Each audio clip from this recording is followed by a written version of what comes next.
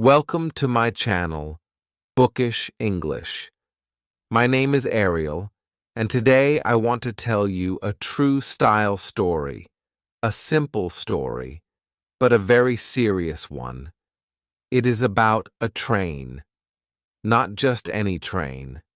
People called it the safest train in the world. They said, "This train never fails. This train is perfect. This train is like a flying plane on the ground." Maybe you also trust things like this in your life. Maybe you think, this app is 100% safe, or this system never makes mistakes.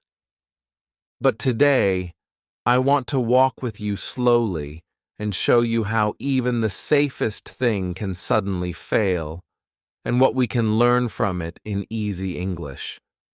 So relax, listen, and imagine every scene in your mind, because this story is not only about trains and machines. It is also about people, about habits, and about how small things can change big things. Imagine a long, fast train shining like silver under the sun. It moves so smoothly that people inside feel like they sit in a quiet room. Children play on their phones. Parents drink tea and talk. Some people close their eyes and sleep. Some read books or watch videos. They feel safe. They feel calm. No one is afraid. Why? Because for many years, this train runs every day without problems. No big accidents, no scary news. Experts say, our system is perfect. Our safety is the highest. Our checks are strong. So little by little, people stop thinking about danger. They stop asking questions. They stop wondering, what if something goes wrong? In their minds, the train becomes like a strong wall that will never break. But walls can crack. Even strong walls can fall when small problems grow in silence. Now picture one special day. The train starts like always. The doors close. The lights are bright. A soft voice says, "Welcome on board." The wheels begin to move. The train leaves the station and quickly becomes very fast. You look outside.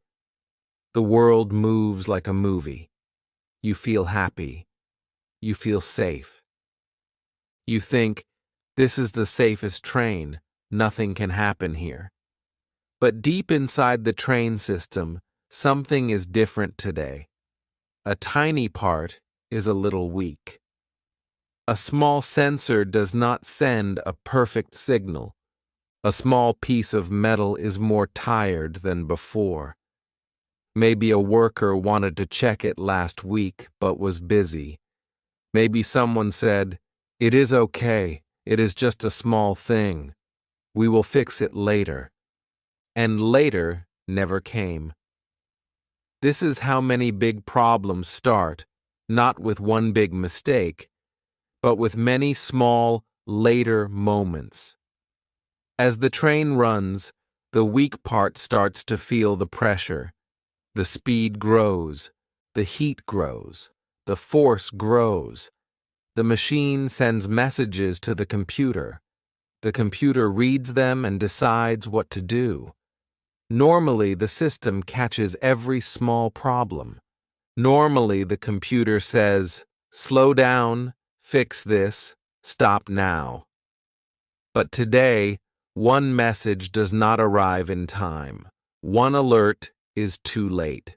Maybe the software has a tiny bug. Maybe an update was not tested enough. The system that everyone calls perfect does not see the problem clearly. It is like a driver who wears glasses but has a small scratch on the glass. He can still see, but not perfectly. And when you move very fast, not perfectly can be very dangerous. Inside the train, the passengers feel nothing yet. A child laughs at a video. A man checks his work email. An old woman looks out of the window and enjoys the view. The seat feels soft. The air feels cool. The train feels like a safe room flying through space. But the driver at the front starts to feel worried. He looks at the screen. The numbers do not look normal. Maybe the speed is a little too high for this part of the track. Maybe the brakes show a small warning sign. He touches a button. He calls the control center. He says in a calm but tense voice, "I see something strange." The control center checks their own screens. For a few seconds, nobody is sure. Is it a real problem, or just a small error in the system? Those few seconds become very long.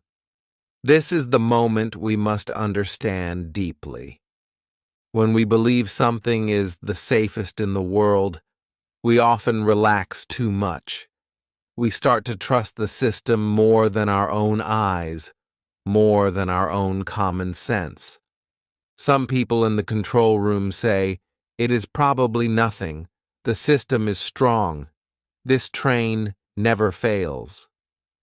Others feel a small fear in their stomach and think, "But what if today is different?" The driver looks again at the track ahead. A curve is coming. The train is still too fast. His heart starts to beat faster. He knows the rules. He knows the system. But now he must decide, believe the system or believe his feeling. He pulls the brake harder. The machine answers, but not fast enough. The train begins to shake. Passengers start to look up.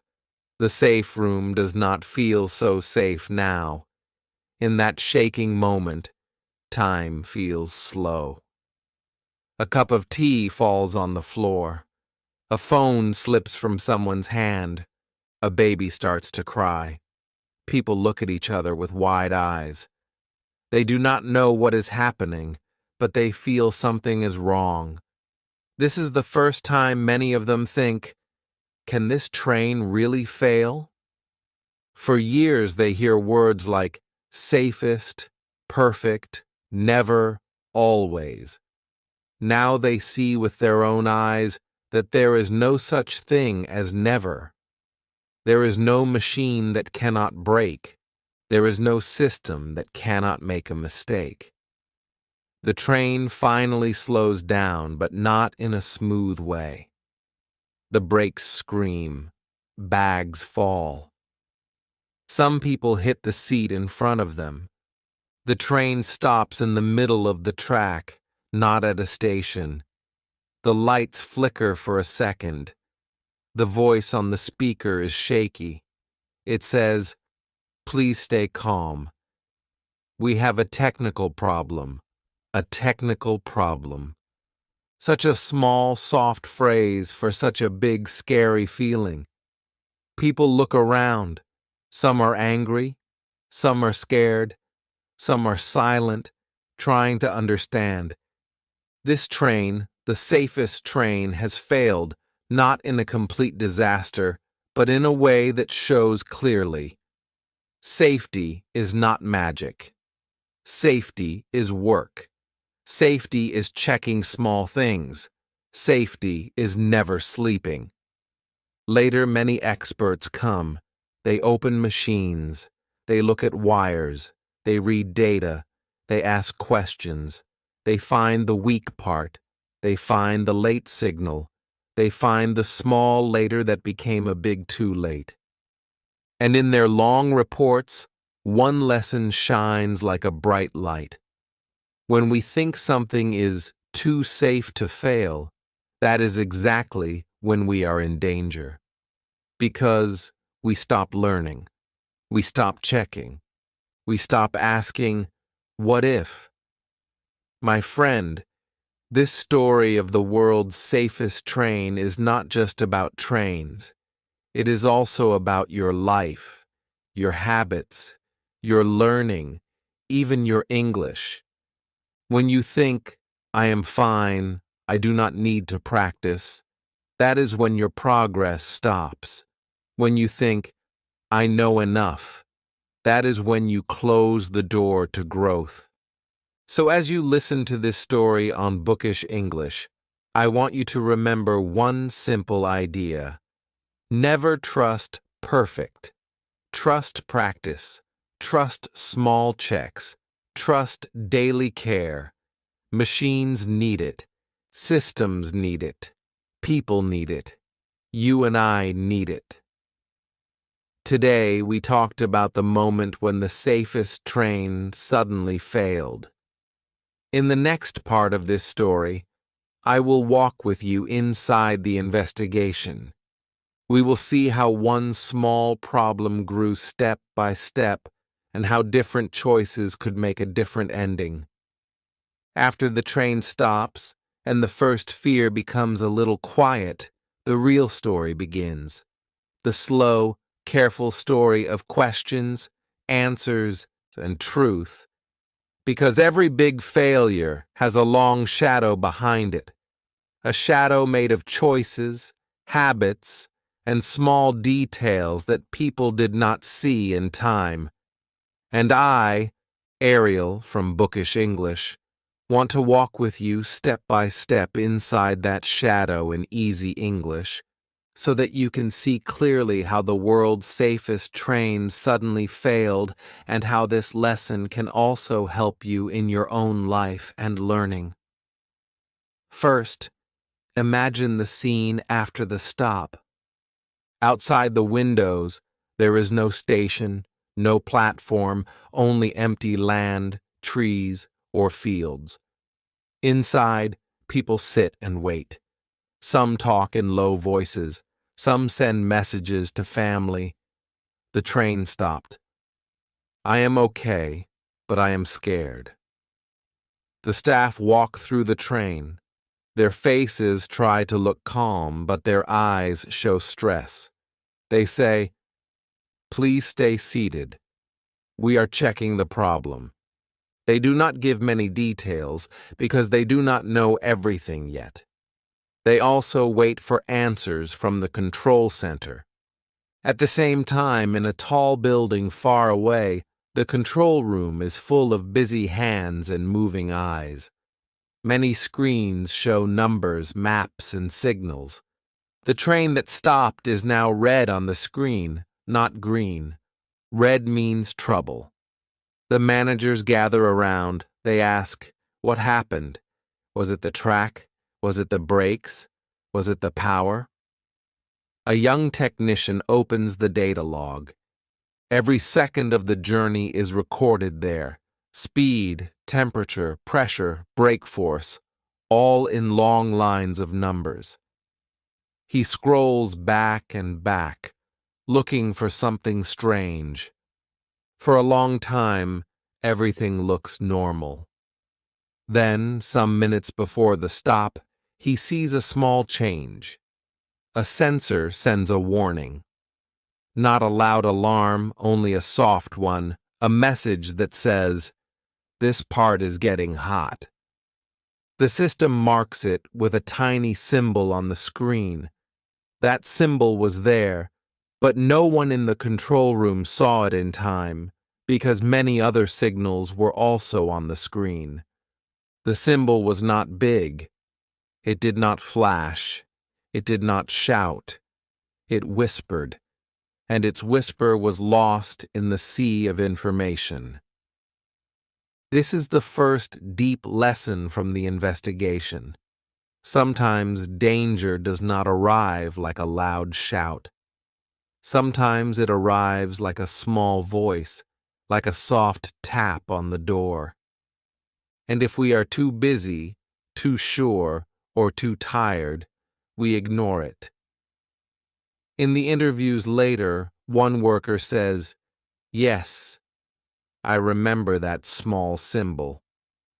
I thought it was not serious because the system did not ring the main alarm.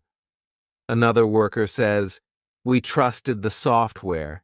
If it was serious, the system would stop the train by itself." They were not lazy or bad people. They were normal people inside a huge system that told them everything is safe, everything is okay, trust the computer. Do you see the problem? When we give all our trust to a machine or a rule, we slowly stop using our own judgment. We stop asking, "Does this feel right?" Now, think about the train company's history.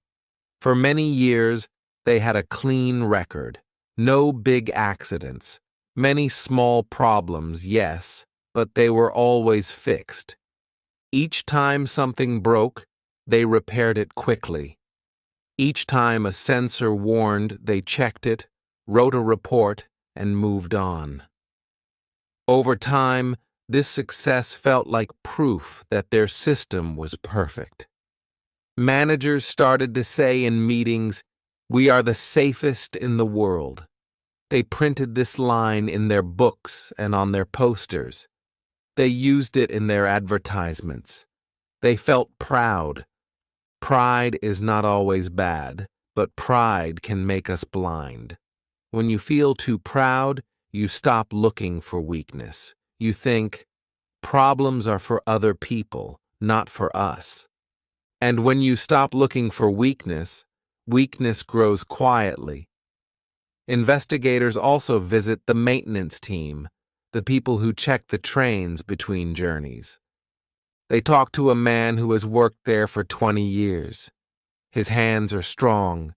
His face shows long days and nights with tools and noise. He says, "We used to check every part slowly by hand. We listened to every sound. We felt the metal with our fingers. We knew each train like our own family. But in the last years, things changed. The trains became faster, more modern. The company wanted more trips. There was more pressure to finish checks quickly. We got new machines, new computers to help us. They said, 'The system will tell you where the problem is. You don't need to check everything like before.' So we started to trust the system more and our own senses less." He looks down and adds quietly, "Maybe we trusted it too much." One small detail comes out. A few days before the failure, there was a short report about the same part that later caused the problem. A worker noticed a tiny change, a small noise, a small vibration. He wrote it in his notes, but the notes stayed in a pile of papers on a desk. The supervisor wanted to plan a full check for the next week. That check never happened because other urgent tasks came first.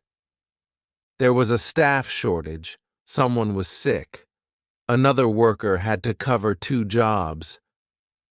The small note about the small noise stayed under other papers. This is how serious accidents grow. From one small note not read in time, one small task pushed to later, one small noise that nobody hears again until it becomes a scream. Think about this in your own life for a minute. When you learn English, maybe you have small problems too. Maybe you always forget some simple words. Maybe you always make the same mistake with in, on, or at. You notice it. You think, "I should fix this." You even write it in your notebook. But then life is busy. You go to work. You help your family.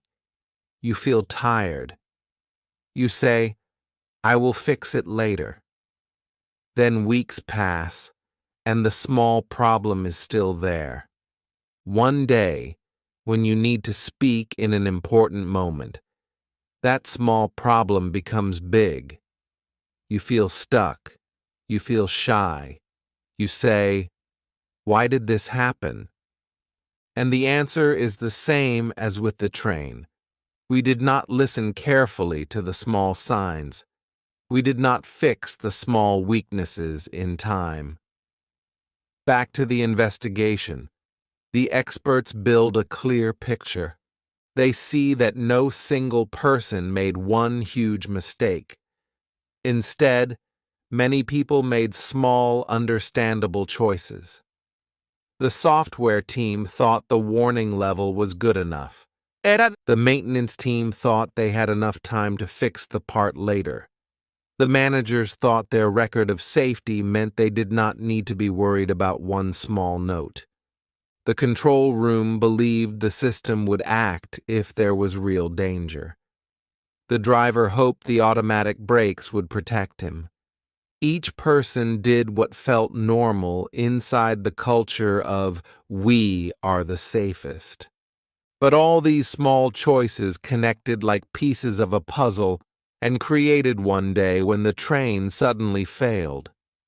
The news later tells the story in big letters. People are angry. Some say the company lied. They said it was the safest train. Some say fire the driver. Others say blame the managers. But deep down, the lesson is larger than one driver, one manager, or one company. The lesson is about how humans behave when we are surrounded by strong systems and big words like never and always. We relax. We stop checking. We stop asking. We stop being curious. We think, this is safe forever, and nothing in life is safe forever without care. In long meetings after the failure, the company decides to change many things. They decide that small warnings on the screen will not be small anymore. They will be bigger, brighter, louder. They decide that every note from maintenance will be checked within a short time, not when we are free. They decide to train staff again, not only in how to use the system, but also in how to question the system. They tell the workers, if something feels wrong, do not wait for the computer to agree. Speak, act, stop the train if you must. They also change their words to the public. They stop saying, safest in the world, in a proud, closed way.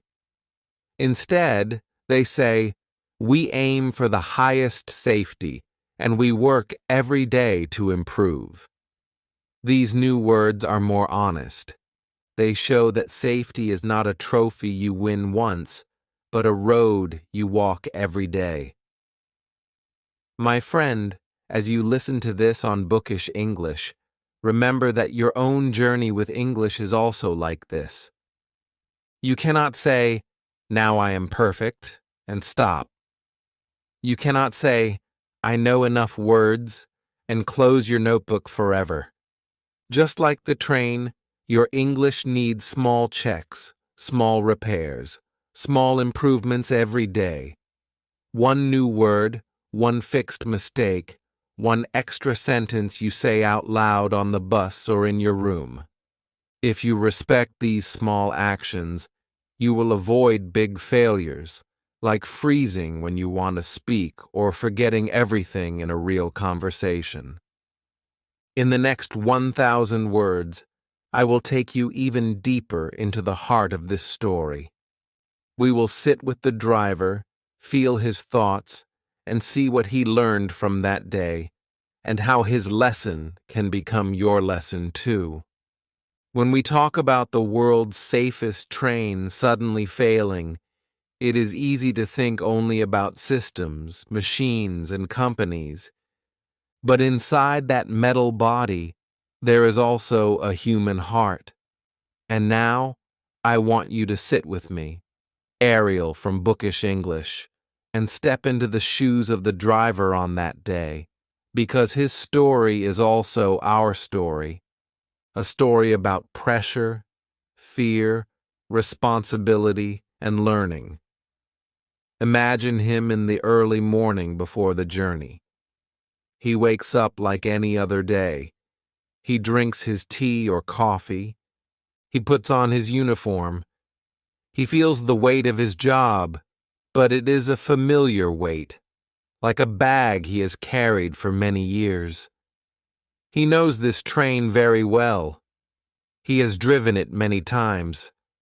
People call him experienced. The company trusts him. He trusts the train. When he walks into the cabin at the front, he touches the controls like an old friend. The screens light up. The numbers shine. Everything looks normal. He does his routine checks: speed control, brake system, communication line, all green, all okay. He takes a deep breath and thinks, another safe trip. The doors close. The train begins to move. For a long part of the journey, everything is calm. The track ahead is clear. The train runs smoothly. He looks at the speed and adjusts it carefully. He talks to the control room from time to time with short, formal words. This is his daily life. Passengers behind him relax and enjoy the ride. But then, sometime before the failure, something small changes. Maybe he hears a tiny new sound, a soft vibration he did not feel yesterday. Maybe he sees a number on the screen that is a little higher than usual. It is not a big alarm, not a flashing red light, just a small difference, the kind of thing most people would ignore. His mind notices it, and a quiet voice inside him says, "This is not exactly like before." At the same moment, another voice in his head answers, "The system knows what it is doing. The train is safe. The company says so. Do not overreact." So he continues, but his eyes now move faster across the screen. His body becomes tense. His hands stay close to the controls. This is the first inner battle. Trust the system or trust your own feeling. As the train gets closer to a curve, the feeling grows stronger. The driver checks the speed again. It seems too high for his comfort. The system tells him it is still within the allowed limit. The computer does not shout, "Danger." The control room does not call him in panic. On paper, everything is safe, but his experience, his memory of hundreds of similar curves says, "Slow down more."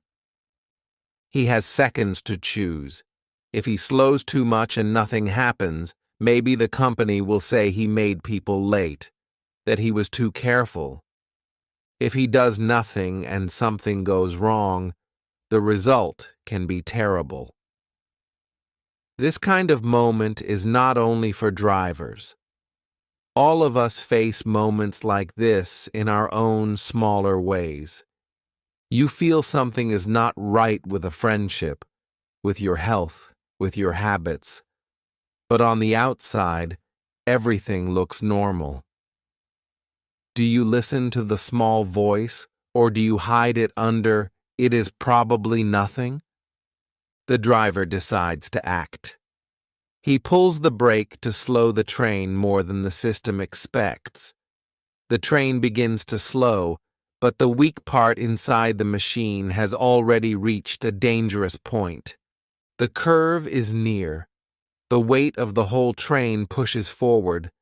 The wheels and tracks feel great stress. The control room suddenly sees changing numbers and calls him, "Is everything okay?" He answers with short words, trying to stay calm. "I have an irregular reading. I am braking."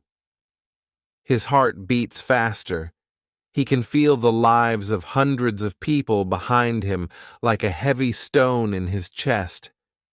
When the train shakes and the loose objects fall, he knows his nightmare has arrived, not a complete crash, but a serious failure, a moment that will be written in reports, shown in news, and replayed in his mind again and again. When the train finally stops, the driver does not relax. He does not cry. He follows the emergency steps. He talks to the staff. He talks to the control room. He checks if anyone is badly hurt. On the outside, he looks strong and professional. On the inside, he is full of questions. Did I do enough? Should I have braked earlier? Should I have shouted louder to the control room? This feeling of, did I do enough? Can be heavy and painful. Maybe you also know this feeling in your own life, after an exam, after a conversation, after missing a chance. You think again and again about what you could have done differently. The driver will sit in many interviews later. People will ask him about every second before the failure. Some will do it gently. Some will sound like they blame him. He will repeat his story many times, and each time he will see the day again in his mind like a movie. But here is something important. The investigation shows that the driver actually helped prevent a worse disaster. His decision to brake, even a little late, helped the train slow enough to avoid a full crash. If he had trusted the system completely and done nothing, the result could be much more tragic. The experts tell him this. They say, "You were right to act on your feeling." This does not erase his stress, but it gives him a small light in the dark. He understands that his human judgment, his experience, still matters in a world full of smart machines. And this is another big lesson for all of us. Tools and systems are helpful, but they cannot replace a thinking, feeling person who is awake and paying attention. Your brain, your eyes, your heart are still needed. In a train cabin, in a classroom, at work, and even when you learn English. The company decides to use his experience to train new drivers. They invite him to speak in front of groups. At first, he is nervous. He is a driver, not a public speaker, but he knows his story can save lives. So he stands in front of a room and says in simple words, "Do not be afraid to be more careful than the system. If something feels wrong, speak." If the computer says okay, but your heart says no, listen to your heart too. The young drivers listen quietly. Some take notes. Some just watch his face and feel the truth in his eyes. He is not perfect. He is not a hero in a movie. He is a normal person who faced a very hard day and decided to learn from it. Now, let us bring this close to you again. When you learn with Bookish English, you may sometimes think, there is one best app, one best method. If I find it, I will be safe. I will not make mistakes. But real life is not so simple. There is no safest train in learning. There is no single tool that will do everything for you. You still need to think, to feel, to notice what works for you. Maybe one teacher says, "Do only grammar exercises." Another says, "Just listen and relax." Some app says, 10 minutes a day is enough. These are like different systems on different trains. Helpful, yes, but not perfect. Your job is to be like the careful driver. Look at the signs, listen to the advice, but also listen to your own inner voice. Are you really improving? Are you really using English in your daily life? If not, maybe you need to pull the brake and change direction a little, even if the app says, "Good job, streak complete." After some months, the driver goes back to work, but his way of working is different now. He still trusts the train, but in a more active way. At the start of every journey, he takes 1 extra minute to check the screens with more care. He listens to the sounds around him with more attention. He talks to the maintenance team and asks simple, direct questions. Any small issues I should know about today? He does not care if other people think he is too careful. He knows that true safety is not about big words. It is about small actions repeated every day. And you can do the same with your English. 1 extra minute reading out loud, 1 extra check of a new word, 1 extra time listening to a sentence until it feels natural. These actions look small, but they build a strong safety system for your confidence.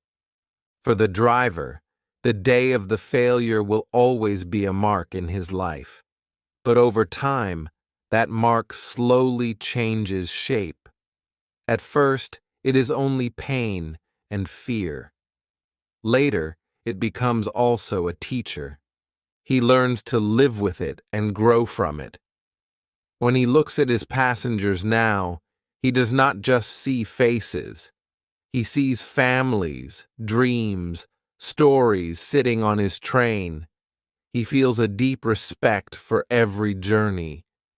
And maybe in a similar way, you can look at every English word not as a small, boring thing, but as a part of a bigger journey. Your journey to a new life, new chances, new people. In the next part of this story, we will zoom out even more. We will see how the whole country reacted, how rules changed, and how one failure, painful and scary, became a seed for better safety for millions of people. When news of the world's safest train suddenly failing reached the country, it did not stay a quiet story inside one station or one company. It spread fast like a wave. And I, Ariel from Bookish English, want you to travel with me now through that wave, because how people reacted, how leaders reacted, and how rules changed will show you another side of this lesson in simple words. First, think about the passengers on that train after they finally reached a station. Some were taken to the hospital for small injuries. Some went home with shaking hands and tired hearts. Reporters waited outside with cameras and microphones. They asked, "What happened? Were you scared? Did the staff help you?" Different people gave different answers, but almost all of them said one similar line: "I trusted this train. I never thought this could happen." That sentence appeared again and again on TV, in newspapers, on social media. It was like the country's voice saying, "We believed in you. How could you fail us?" This feeling of broken trust is very strong. When something we believe is safe suddenly fails, we do not only feel fear, we also feel hurt. Politicians quickly noticed the anger. On TV, some stood and said in serious tones, "We must protect our people. We will find the truth." They visited the site. They talked to the company leaders. They promised strong action. Part of this was real concern. Part of it was also about their image. In times of crisis, leaders want to look strong. But real change needs more than strong words. It needs patient work, listening, and learning. The transport minister ordered an independent investigation, not just by the company itself, but also by outside experts who had no reason to hide problems. This was important because sometimes when people check themselves, they are too soft. When others check them, the picture becomes clearer. It is like when you write in English and only you read it. You may not see your mistakes. But when a friend or a teacher reads it, they see things you missed. The investigation group met in a quiet room with many files and screens. They did not start with blame. They started with questions. They looked at past reports, old emails, meeting notes, technical plans. They read about small issues from years before that were fixed but never fully understood. They saw patterns, warnings that were marked as low risk, software updates that were delayed, safety drills that were planned but later canceled because we are too busy this month.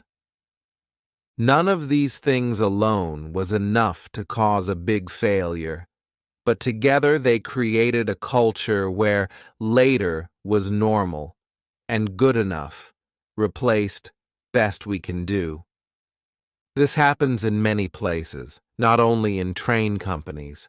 In schools and offices and families, people say, "We will do it later," and later sometimes never comes. The investigation also looked at the laws and rules made by the government. They found that many safety standards were written long ago, before trains became so fast and systems so complex. The law said some checks must be done once a year, but in reality, the world changed faster than the law. It was like telling someone, "It is enough to clean your house once a year when dust comes every day." So the group recommended new rules, more often checks, better training, and clearer lines of responsibility. They said, "We must not only focus on building faster trains. We must also build stronger safety culture." This sentence, safety culture, became popular. People realized that safety is not only about metal and software. It is about how people think, how they talk, how they decide every day. Some citizens were not satisfied. They wanted quick punishment. They said, "Shut down the line, fire everyone at the top, sue the company." Their anger was understandable. When we are scared, we want to see someone pay. But the investigation leaders tried to explain that while some people did make mistakes, the deeper problem was bigger. A system that rewarded speed and cost saving more than careful checking. For many years, the company was praised for being on time, for carrying millions of people quickly, for using the newest technology. Safety was always mentioned, but slowly it moved from the center to the side, not by evil plan, but by daily habits.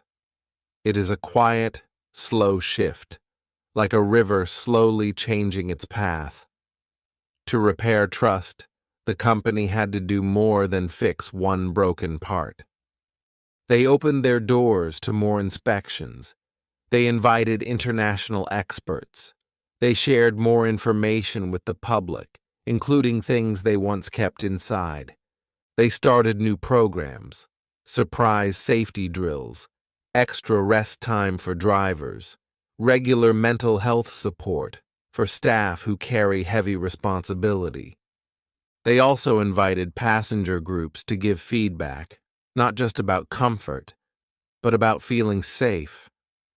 Some trains added simple screens showing live safety data for passengers: speed, position, safety margin. They wanted people to feel included, not kept in the dark. This was a big change from the old style of, "Trust us, we know everything." Now the message was, "We are learning with you. We will show you what we do." The media played a strong role too. Some channels reported in a balanced way. They explained technical details in simple language. They showed both the problems and the improvements. But other channels chose more shocking words. They used dramatic music and titles like "Death Train" or "Trust Broken Forever," even though no one had died in this failure. They wanted views and clicks. Their style made some people even more afraid to take trains. This shows another truth of modern life. Information can help or hurt safety. Calm, clear facts help us learn and improve. Loud, fearful words make us panic or feel hopeless. When you learn English and listen to news, it is good to ask yourself, is this information helping me understand or only making me more afraid? In schools, some teachers use this train story as a lesson. In science class, they talked about sensors, software, and mechanics. In social studies, they talked about responsibility and trust. In ethics, they asked students, if you were the driver, what would you do? If you were the manager, what would you change? These discussions helped young people see that safety is everyone's job, not just one person's. Some students said, if I work in a big company one day, I will speak up when I see a problem, even if others say it is small. This is how change really spreads, not only through new rules, but through new minds and hearts. And what about the passengers? At first, many were afraid to ride trains again. Some changed to buses or cars. Some avoided that specific line completely. But slowly, after seeing the changes, some of them returned. They saw more staff on the platforms. They heard new safety announcements. They noticed slower speed in risky areas. Over time, their fear softened. They remembered that while this failure was serious, most journeys before and after were safe. Human memory is strange. It holds both fear and trust.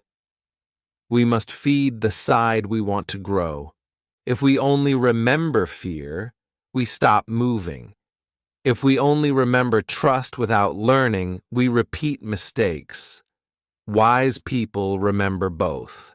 The good and the bad, the success and the failure. This is very similar to your English journey. Maybe you had a bad moment in the past, a time when you tried to speak and could not, a time when someone laughed, a time when you felt, I failed. After that, you might feel afraid to try again, just like those passengers afraid to ride the train. But remember what happened in the country. People looked at the failure, learned from it, changed their rules, and then slowly started again. You can do the same. Look at your failure with gentle eyes. Ask, what small warning did I ignore? Did I practice enough? Did I listen enough? Did I check my weak words? Then change something small. Maybe you add 5 minutes of speaking practice each day. Maybe you listen to one easy story every night. Maybe you join a small group online. Slowly, your trust in yourself will grow again. In the years after the incident, statistics showed something interesting. Serious train problems actually went down, not up. This single failure became a wake-up call that pushed everyone to be more careful. Of course, no one wanted the failure. It hurt people. It scared families. But since it had already happened, the only wise choice was to learn from it and build something stronger. Leaders from other countries even visited to study what changes were made. They wanted to avoid the same mistake in their own systems, so the story of one train on one day became a lesson for the whole world. That is the strange power of failure. If we are honest and open, it can protect many others in the future. As you sit here with me on Bookish English, listening in simple language, I want you to feel something gentle but strong in your heart. You do not need a life without mistakes. You need a life where mistakes are teachers, not monsters. The world's safest train suddenly failed, and it hurt many people. But that day also started a new chapter of better safety, better listening, and better honesty. Your English will also have failure days. Maybe you forget a basic word. Maybe your mouth feels locked. Maybe you misunderstand something simple. Do not hide these moments under the bed. Bring them into the light. Study them like the investigation group studied every second of that train journey. Ask simple questions. Make simple changes.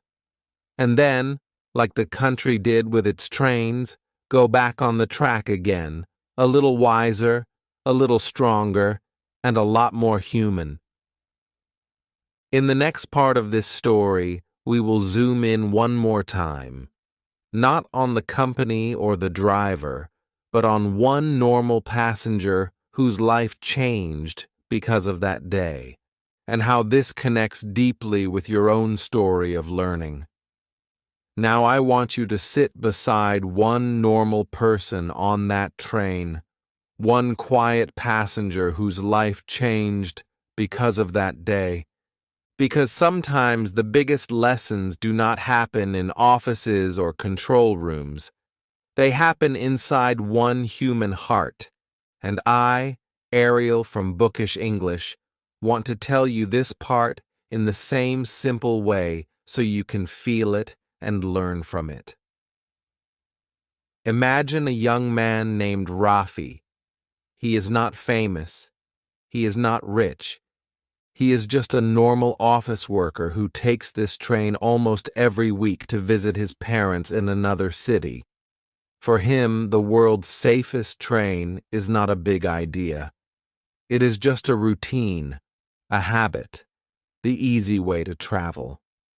He buys his ticket on his phone. He arrives at the station without thinking much.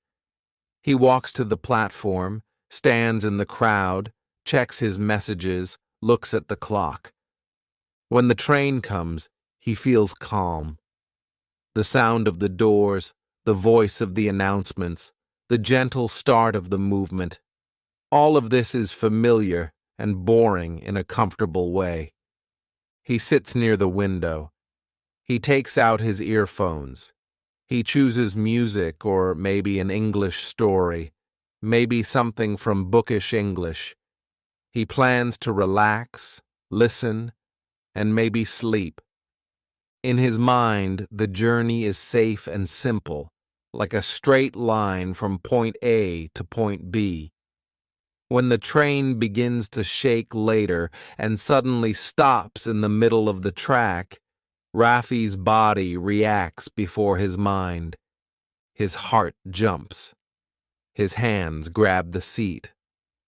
For a moment, he imagines the worst. A crash, a fall, fire, screaming. But after a few seconds, he realizes he is still alive, still sitting, still breathing. He hears a baby cry. He hears someone whisper, "What is happening?" He smells spilled tea.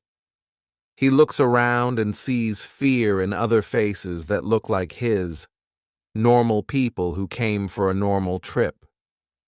When the announcement says, "We have a technical problem, please stay calm," he feels both relief and anger. Relief because it is not a full disaster. Anger because he thought this train could never have a technical problem at all. He remembers all the posters and ads and news that called it the safest train in the world. Now he feels those words were like a pretty dream that suddenly broke. For hours, Rafi waits with the others until the train can move again, very slowly, to the nearest station. During that long wait, he has time to think. He thinks about how easily he trusted this system without question. He thinks about other parts of his life where he also trusts without thinking, like the food he eats, the apps he uses, the information he reads online. He realizes that most of the time he is on automatic mode, just like the train. He follows paths that other people designed. He believes what ads and big words say. He does not often stop and ask, "Is this really safe? Is this really good? What is happening behind the scenes?" This thought makes him a little uncomfortable, but it also wakes him up.